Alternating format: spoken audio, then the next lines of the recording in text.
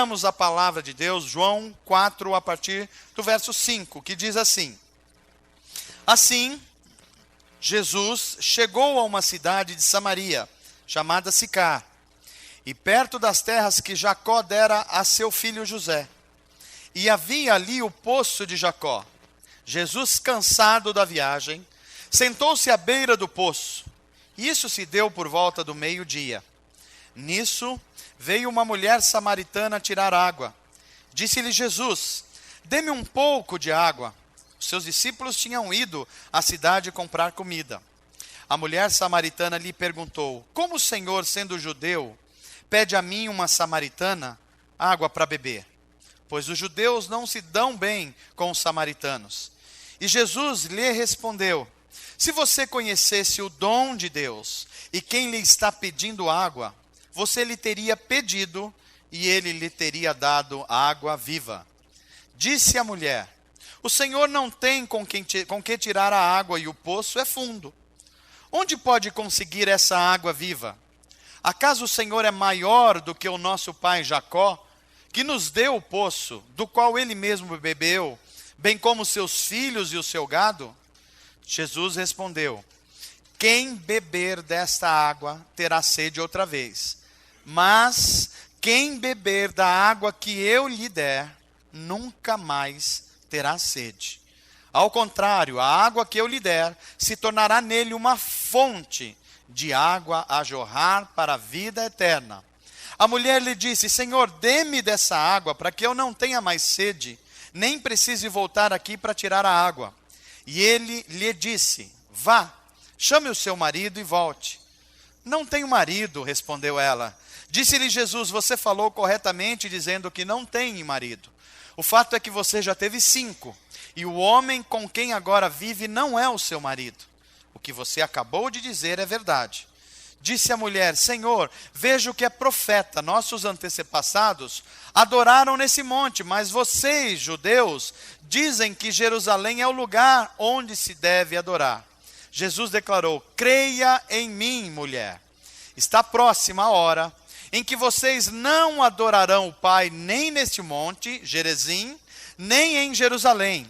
Vocês, samaritanos, adoram o que não conhecem. Nós, o que conhecemos, pois a salvação vem dos judeus. No entanto, está chegando a hora, e de fato já chegou, em que os verdadeiros adoradores adorarão o Pai em espírito e em verdade. São estes os adoradores que o Pai procura. Deus é espírito, e é necessário que os seus adoradores o adorem em espírito e em verdade. Disse a mulher: eu sei que o Messias, chamado Cristo, está para vir. Quando ele vier, explicará tudo para nós. Então Jesus declarou: eu sou o Messias, eu que estou falando com você. Vai ainda ao verso 39, que diz assim: muitos samaritanos daquela cidade creram nele, em Jesus, por causa do seguinte testemunho dado pela mulher. Amém. Feche os teus olhos, vamos orar. Deus, nosso Pai amado, obrigado pela tua palavra. Ela é sempre um bálsamo para a nossa alma. É ela que nos traz a revelação de Deus. Que seja nos dado nessa noite espírito de conhecimento e de verdade. Seja revelado a tua vontade, a tua igreja, mais uma vez e de novo. Nós precisamos e oramos pela ajuda inestimável do teu Espírito Santo. Se revela, Senhor. Se mostra nessa noite com poder e graça. E nos cura, nos traz libertação, nos traz perdão, nos traz sobretudo salvação. Em nome de Jesus e para a tua glória. Amém. Amados, nós estamos no 5º domingo da nossa série, da nossa jornada Imersão na Missão. Essa jornada tem o propósito de despertar toda a igreja, toda a nossa comunidade de fé, a cada um de nós, para o nosso chamado no mundo. Você veio ao mundo, Deus te deu vida, Deus te deu saúde, Deus te deu capacidades e dons, não foi para você fazer simplesmente o que você quer. Havia e há um objetivo de Deus em despertar em todo ser humano um chamado, uma vocação. Por que é que Deus age assim com o ser humano?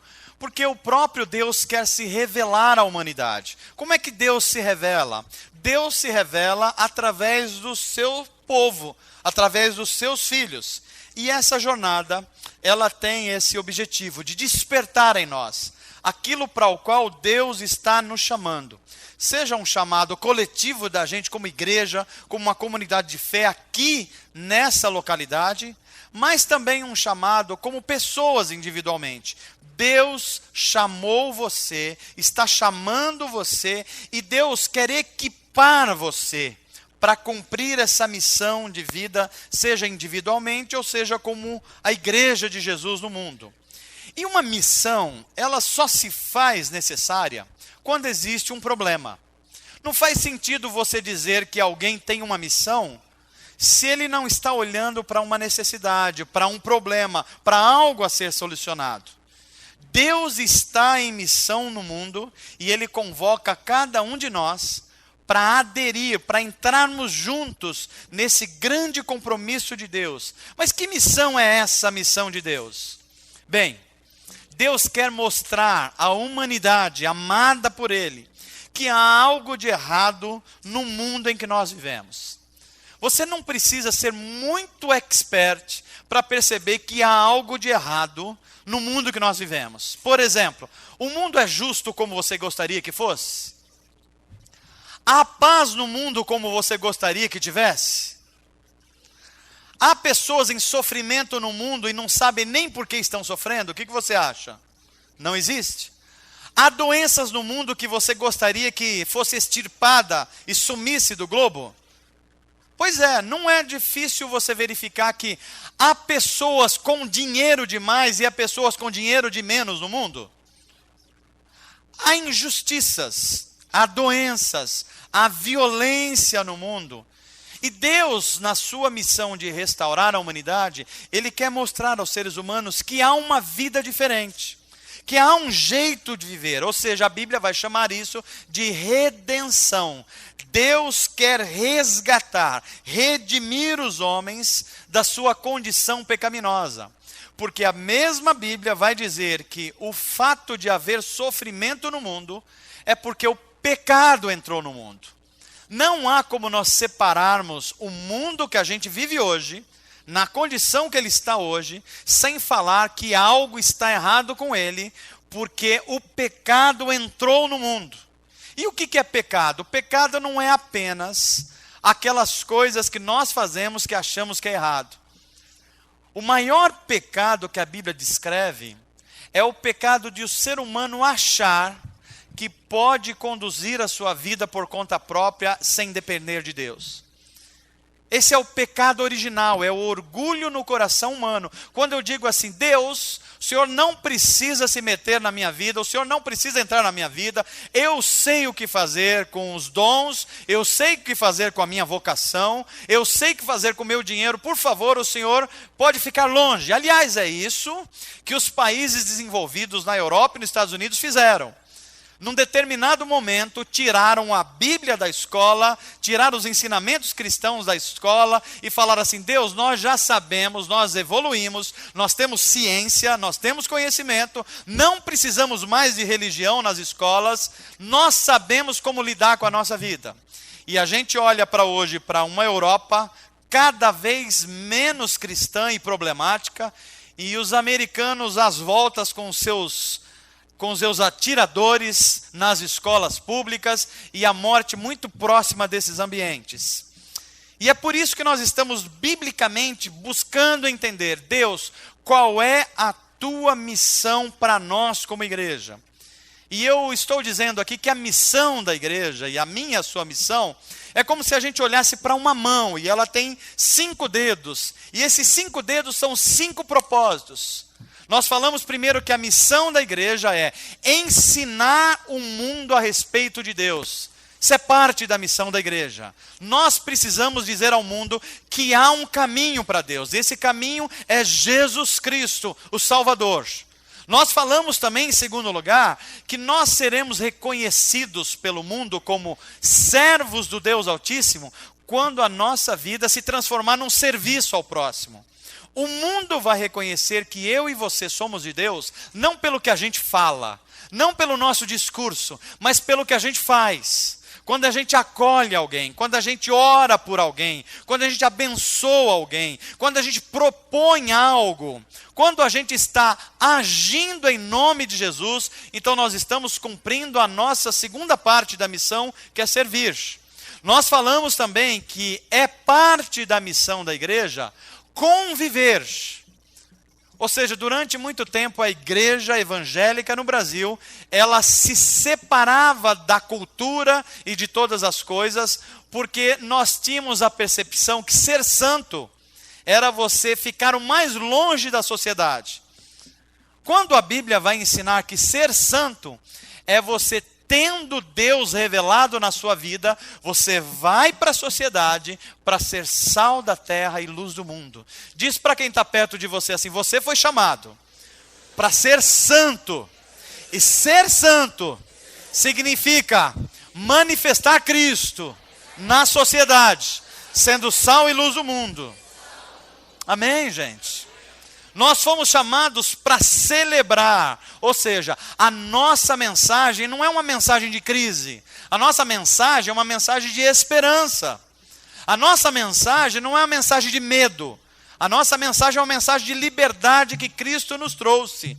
Então nós somos chamados a entrar para a sociedade, para a gente fazer um arraiatos como fizemos aqui recentemente, conviver com as pessoas e as pessoas olharem para a gente e falar assim, como é que essa gente pode viver uma vida legal assim? Eles não dependem de bebida, não dependem de fumar, não dependem de cair pela rua, não dependem de roubar, não dependem de nada disso. Eles são alegres. Da onde vem essa alegria? A gente diz assim, essa alegria foi plantada em nós pelo próprio Deus. E hoje nós estamos diante da quinta parte da nossa missão, que é a missão de anunciar Jesus. Anunciar Jesus como o Filho de Deus. Anunciar Jesus como a resposta de Deus à humanidade. Qual é o problema da humanidade desde sempre? O ser humano sabe no seu interior que ele precisa de redenção. É só você ficar parado, sozinho, pensando nas coisas da vida, em você mesmo, e você vai sentir uma necessidade profunda de que há coisas dentro de você que você não dá conta. Todo ser humano tem culpas que ele não dá conta por si só. Todo ser humano tem limitações que ele olha para ele mesmo e fala assim, olha, se tudo dependesse de mim, as coisas estavam perdidas. Porque não tem quem conheça melhor você do que você mesmo, é verdade ou não é? Quando a gente olha para dentro de nós mesmos e olhamos esse com um olhar digno e de justiça, nós vemos o tamanho do problema que nós temos. E o tamanho do problema que a gente tentar viver sem Deus. Então nós somos chamados para comunicar ao mundo que Jesus Cristo amou o mundo de tal maneira, o Pai, o Espírito Santo, a Trindade excelsa, amou o mundo de tal maneira que Deus se fez homem em Jesus de Nazaré e veio viver entre os homens para quê? Para que todo aquele que confiar nele, que crer nele, não tenha medo nessa vida. Por que ele não precisa ter medo? Porque ele já recebeu a vida eterna. Você crê nisso? Você crê que essa é a nossa mensagem para o mundo? Então nós somos chamados por Deus para ocupar um lugar, para cumprir uma missão. Jesus disse assim, aquele que crê em mim, fará também obras que eu tenho realizado. Para que o irmão que está perto de você não esqueça, diga assim para ele, você foi chamado para fazer as mesmas obras que Jesus fez. Você está entendendo isso? Você não foi chamado para vir num culto apenas num domingo à noite. Você não foi chamado apenas para ouvir uma boa música na igreja.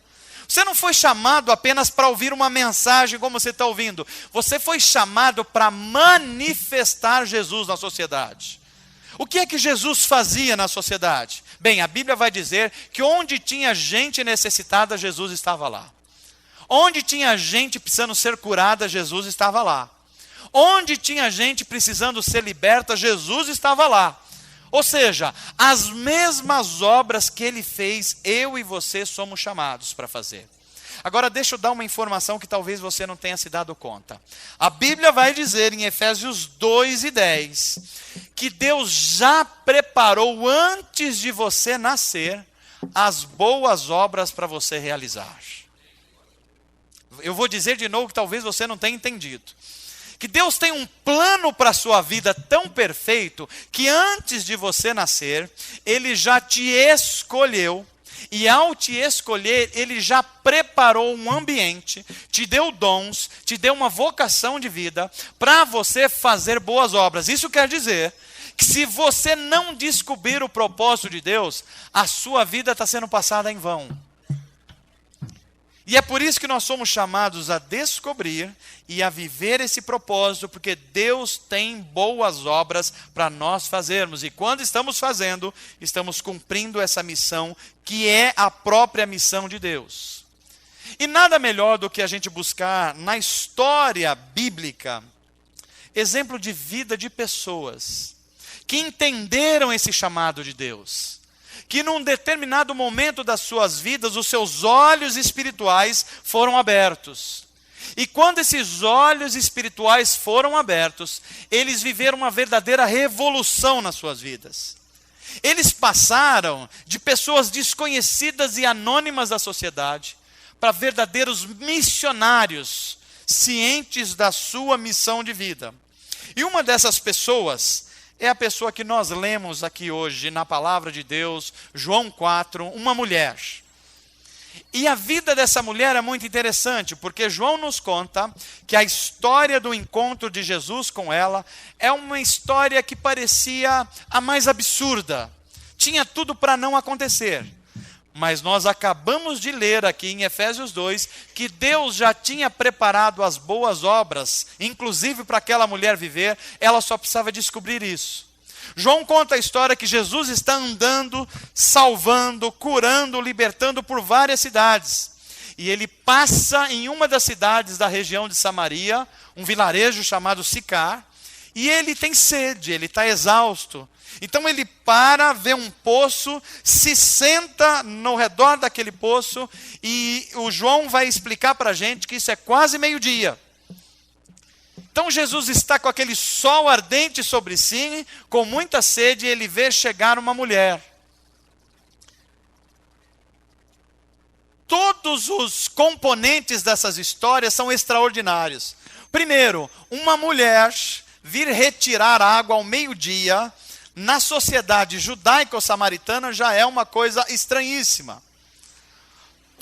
Tudo nessa história mostra que Deus pode fazer coisas extraordinárias através de pessoas simples. Você crê nisso?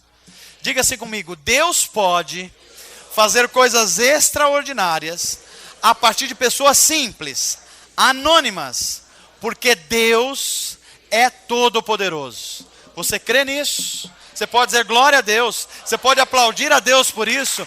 Ele pode fazer coisas extraordinárias a partir de pessoas simples. A primeira coisa que nós vemos é Jesus começa uma conversa com essa mulher. A mulher vem se aproximando, Jesus olha para ela e fala assim: olha, eu estou com sede, você pode me dar um pouco dessa água que você vai retirar? A mulher olha para Jesus e acha tudo estranho. Primeiro ela reconhece que Jesus é um judeu. E ela, sendo samaritana, nunca poderia uma conversa, não acontecia nem entre judeus homens com samaritanos homens, quanto mais uma mulher envolvida. Veja, havia grandes limitações aqui. A mulher olha para Jesus e fala assim: como é que o Senhor, sendo um judeu, pede a mim, uma samaritana, água para beber? O que essa mulher está dizendo é que ela está reconhecendo que há uma série de condições desfavoráveis na vida dela. Em primeiro lugar, ela é uma mulher.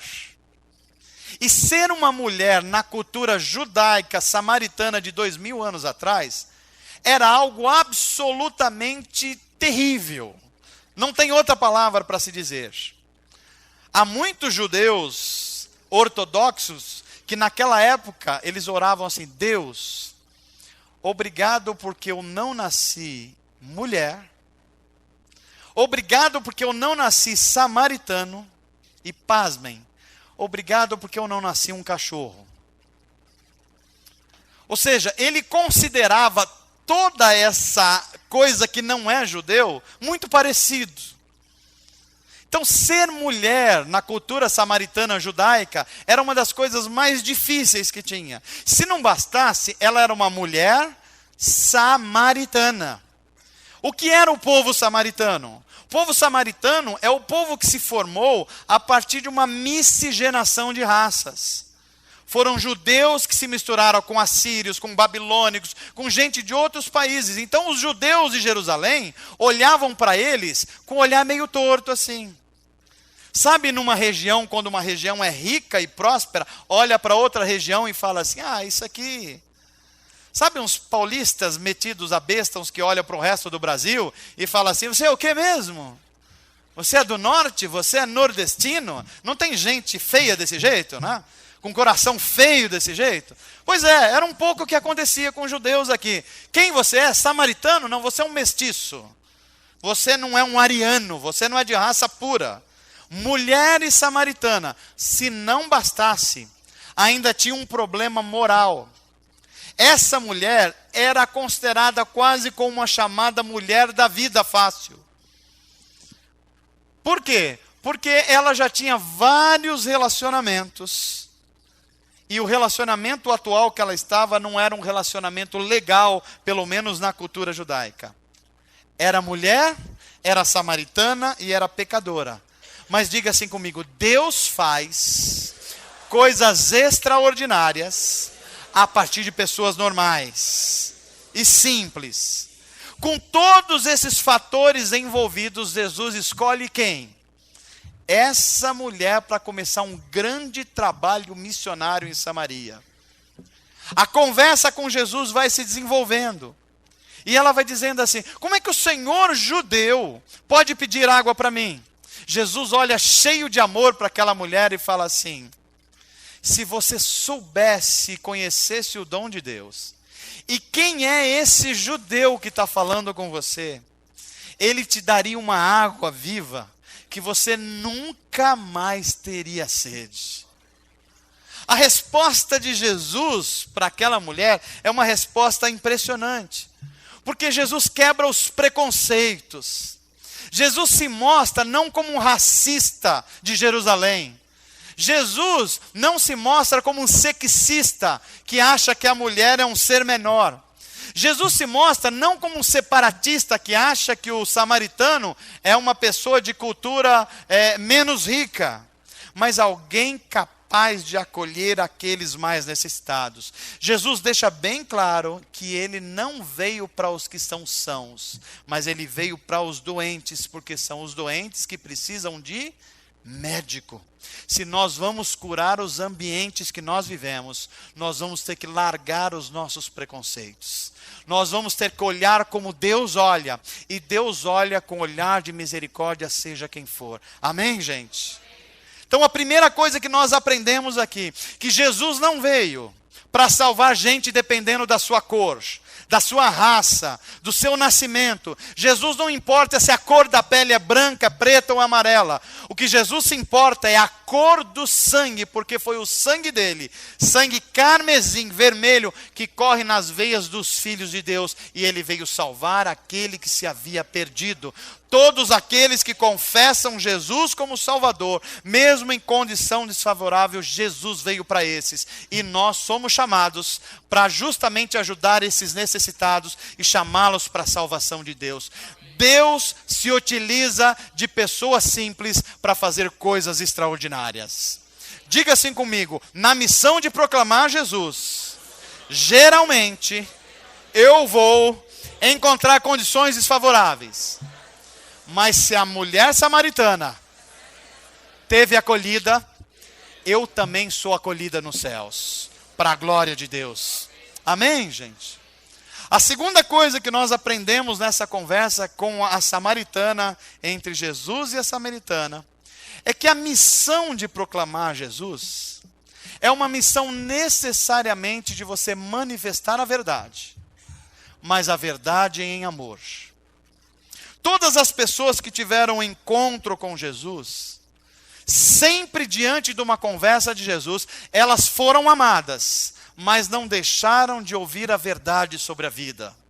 Elas foram acolhidas, mas elas não deixaram de ser vistas como uma pecadora ou um pecador que precisava de salvação. Sabe por quê? Para Jesus não existe pessoas cheirosinhas ou não cheirosinhas. Para Jesus não existe um mendigo ou executivo de uma grande empresa. Diante da santidade de Deus, todo ser humano é pecador e precisa de salvação. Nós fazemos distinção de pessoas. Nós temos o costume de acolher quem está mais bem vestido. Nós temos uma tendência no nosso coração a acolher quem tem mais instrução, quem tem mais dinheiro. Mas em Jesus, todo ser humano se revela necessitado. Todo ser humano tem sede. Aliás, tem uns missionários, eu acho que são aqui de São Paulo, uma banda gospel chamada Titãs, você conhece? Ele diz assim: você tem sede de quê? Porque todo ser humano tem sede. Alguns têm sede de uma necessidade material que precisa de alimentos, mas outros têm necessidade de afeto. A gente não gosta de ser amado? Isso é uma sede. A gente não gosta de ser respeitado? Isso é uma sede. E o Espírito de Deus está nos falando nessa noite: você tem sede de quê? Quais são as suas sedes? Porque seja qual for, em Jesus Cristo há água viva para a sua vida nessa noite. A mulher samaritana tinha sede de algo, mas ela não sabia exatamente do que ela tinha sede. E nós estamos buscando, ela estava buscando em relacionamentos afetivos, a busca da sua alma de ser acolhida. Imagina só uma mulher que ela começa a conversar com Jesus, e Jesus diz a ela assim: olha, se você conhecesse a água que eu tenho para te dar, você nunca mais teria sede. Ela olha para Jesus e fala assim: bem, se o senhor tem, aonde é que o senhor vai buscar essa água? Veja uma visão natural e uma visão sobrenatural. Ela olha para Jesus e fala: você não tem aonde tirar a água, você não tem um balde para fazer isso, você não tem aqui os cuidados que a gente tem, como é que você vai fazer isso? Jesus olha cheio de amor para aquela mulher e fala assim: se eu te der a água que você está precisando, você nunca mais vai pedir outra água. E o olhar amoroso de Jesus se volta para aquela mulher. E ela diz então: Senhor, então me dá dessa água. Se o senhor tem essa água, eu não sei como o senhor vai fazer, mas se o senhor diz que tem, me dá dessa água, porque eu não quero voltar mais a ter sede. Veja que os olhos espirituais dessa mulher começam a se abrir. Ela começa a ter a clara certeza que ela está diante de alguém que é um profeta, que é mais do que uma pessoa natural.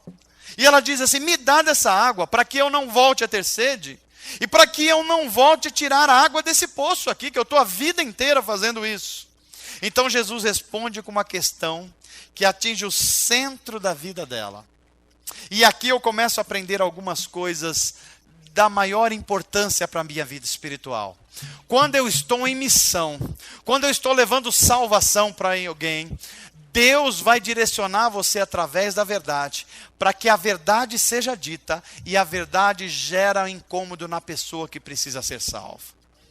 Jesus olha para aquela mulher e disse assim: vai lá na sua casa então, e traz o seu marido e volta, e a gente vai continuar a conversa. Aí ela olha para Jesus e fala assim: não, isso não é possível, porque eu não tenho marido. Jesus olha para ela cheio de compaixão e diz: é verdade, mais uma vez você está lidando com a verdade. Você não tem marido, porque você já teve 5 relacionamentos, você está tão sedenta de amor, você está tão sedenta de afeto, que você procurou no primeiro casamento e não conseguiu. Você procurou no segundo casamento e não conseguiu, no terceiro, no quarto, já está no quinto e não conseguiu os afetos para a sua alma. Você está cheio de sedes, mas vai lá e busca. Não, não tem. Então Jesus olha para aquela mulher cheio de compaixão e diz assim: você disse a verdade, porque aquele que está vivendo com você não é o seu marido e você ainda não encontrou a água para saciar a sua sede. Sabe o que eu aprendo aqui com essa mulher? É que quando nós manifestamos a verdade em nome de Jesus, os verdadeiros anseios da alma começam a aparecer. Quando Deus utilizar você para ser um missionário, e Ele está chamando você para fazer isso, e quando você falar a verdade em nome de Jesus, as pessoas vão começar a colocar para fora os seus desejos mais legítimos. Você vai descobrir que há culpa nas pessoas, e você tem a resposta de Deus para isso. Você vai perceber que há sedes na alma das pessoas, e você pode ser um agente de Deus para isso. Toda vez que a palavra de Deus é falado em verdade, em amor, os corações das pessoas são abertos pelo poder do Espírito Santo. Levanta sua mão assim comigo e diga assim: Senhor Jesus, me faz um agente da verdade, mas a verdade em amor, e o amor em verdade, para que eu possa atingir com a verdade o coração dos necessitados, e levar água viva aos sedentos de alma e do Espírito, em nome de Jesus. Amém, gente? O que é impressionante ainda nessa história é que a conversa continua. E a mulher diz assim: eu não tenho marido. E Jesus diz: muito bem, você disse a verdade. E a mulher, quando se vê que ela está diante de Jesus, e Jesus começa então a revelar a sua vida, porque Ele é a verdade. Jesus disse: eu sou o caminho, a verdade e a vida. Aquela mulher não estava diante apenas de um mestre, ela estava diante do próprio Deus. E diante de um próprio Deus, em algum momento nós vamos ter que render-lhe adoração. Porque a mulher, enquanto estava conversando com Jesus, e Jesus diz assim para ela: você tem 5 maridos, que não são seus maridos. Então ela descobre que está diante de um profeta.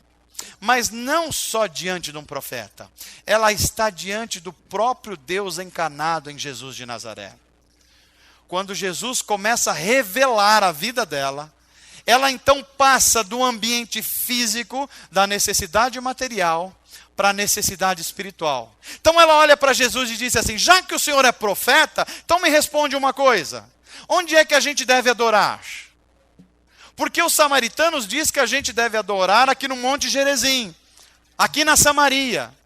Os nossos pais adoraram aqui, o Jacó adorou aqui, os seus filhos adoraram aqui. Mas os judeus, eles dizem que a verdadeira adoração tem que acontecer em Jerusalém. Aonde é que eu devo adorar? O que é mais importante que a gente enxerga na conversa de Jesus com essa mulher é que quando nós estamos diante da verdade, quando nós estamos falando em amor, quando o próprio Deus é revelado às pessoas, elas têm necessidades de adoração. Diz para quem está perto de você assim: quando Deus é revelado, o ser humano tem necessidade de adorar. Ele tem sede de adoração. E essa sede está sendo saciada aqui hoje, em nome de Jesus. Essa mulher começa a ser restaurada por Deus. E Jesus olha para ela e fala assim: olha, já chegou o momento em que a adoração não tem mais a ver com a sua cultura, não é mais no poço, não tem mais a ver com Jacó, não tem mais a ver com Jerusalém, mas os verdadeiros adoradores, eles estão tão cheios de Deus, Deus se revela tanto dentro deles, que eles adoram um Deus que é Espírito, e adoram em Espírito e em verdade. Quando nós estamos nos aproximando de Deus, quando nós nos abrimos à verdade, então Deus começa a se revelar a gente. E quando Deus começa a se revelar a gente, nós vamos deixando para trás tudo aquilo que é caricatura de Deus. Nós vamos deixando para trás todos os enganos a respeito da religião. E vamos descobrindo que o Deus da Bíblia é o Deus que quer ser adorado no coração humano. E Ele é adorado em espírito e em verdade.